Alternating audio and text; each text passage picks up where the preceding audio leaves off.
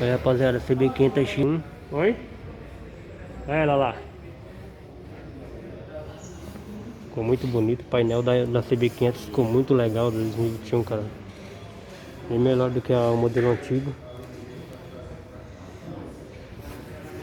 As mangueiras aqui no motor, cara, que chique, hein, mano. Olha isso, que proteção, velho. Ó, show de bola, hein, motorzão todo preto. Achei um pouco pequeno a proteção aqui do radiador. Mas é isso. Aqui as rodas.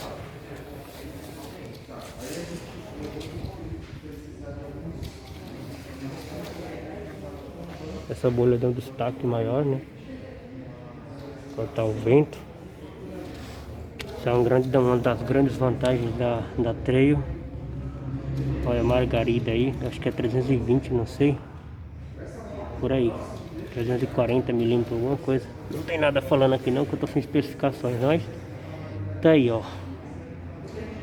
Totalmente ABS, uma moto que custa aí mais de 30 mil reais. Eu acho um pouco caro, espero que a Honda baixe um pouco mais na frente, né? Show de bola, mano. 4 milímetros atrás.